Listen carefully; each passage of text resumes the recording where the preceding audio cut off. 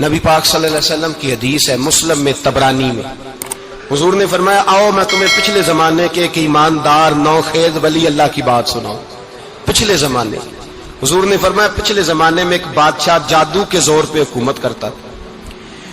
جب وہ ایک جادوگر اس نے رکھا ہوا تھا تو جادوگر اس کو جادو بتاتا، وہ جادو کے زور پر حکومت کرتا۔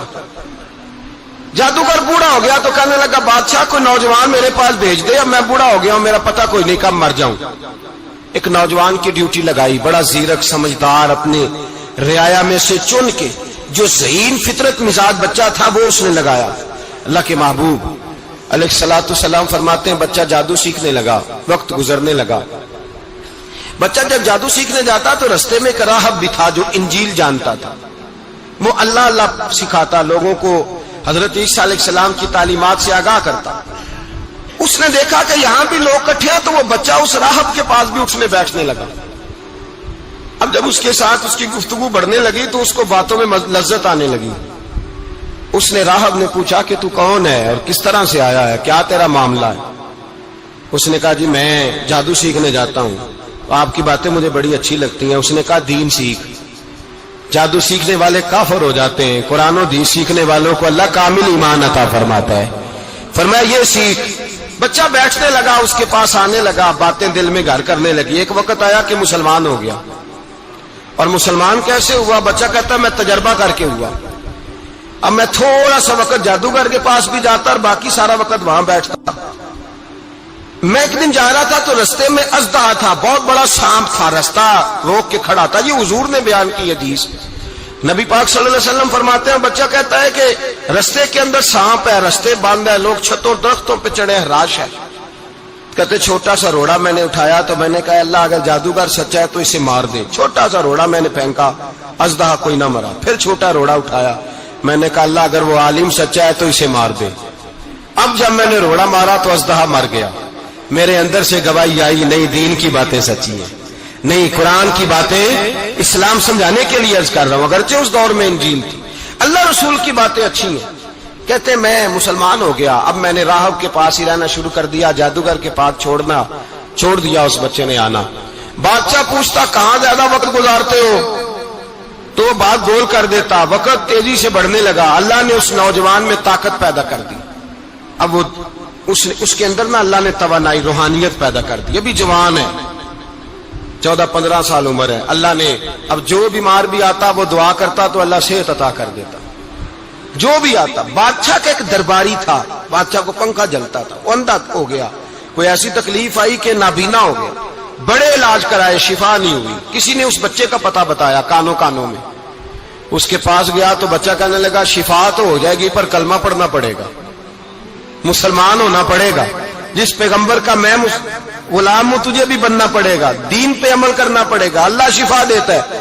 اس نے کہا تو مجھے کلمہ پڑھا، مجھے شفا دے، میں تیار ہوں۔ اس نے کہا شفا تو اللہ دیتا ہے۔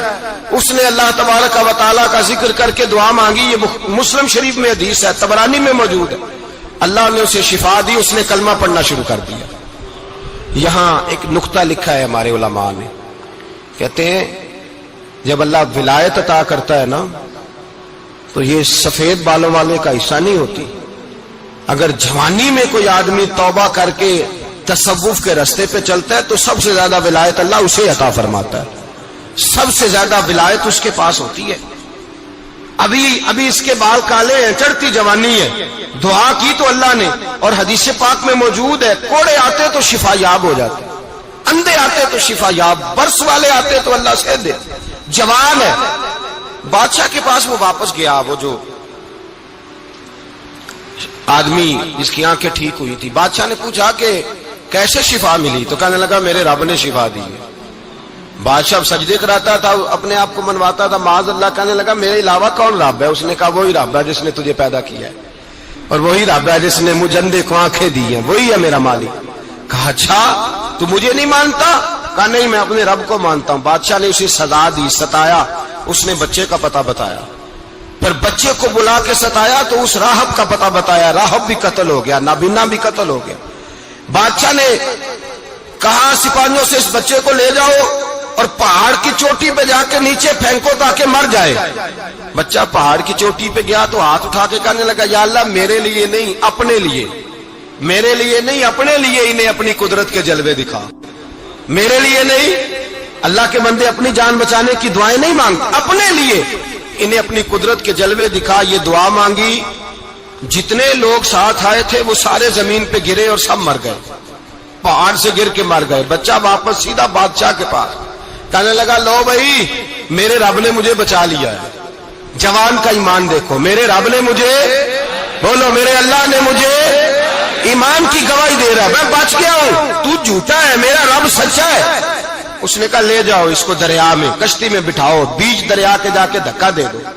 بیٹھے کشتی میں، دریا کے بیچ گئے، اور جب جا کے وہاں اس کو دھکا دینے لگے تو اس نے کہا اللہ میرے لیے نہیں اپنے لیے انہیں اپنی قدرت کے جلوے دکھا.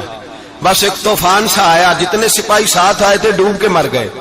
وہ بچہ اٹھا اور سیدھا پھر بادشاہ کے پاس، اسی کے پاس کہنے لگا لو بھائی میرے رب نے مجھے بچا لیا ہے، تیرے پاس آیا ہوں. وہ کہنے لگا تو کیا مصیبت میرے گلے پڑ گئی ہے، کیسے جان چھوٹے گی؟ تو بچہ کہنے لگا اگر تو مجھے باندھے درخت کے ساتھ اور سارے ملک کو بلائے، لوگوں کو اکٹھا کرے، پھر تو مجھے تیر مارنا، میں تجھے بتاؤں گا کیسے مارنا ہے، میں مر جاؤں گا. اللہ کا بندہ نوجوان ایمان دیکھو، مرنے کے طریقے بتا رہا ہے، میں تجھے بتاؤں گا میں کیسے مروں گا. یہ بات کہی، بادشاہ نے سارا مجمع جمع کیا، ملک سارا باہر آ گیا، درخت کے ساتھ باندھ دیا.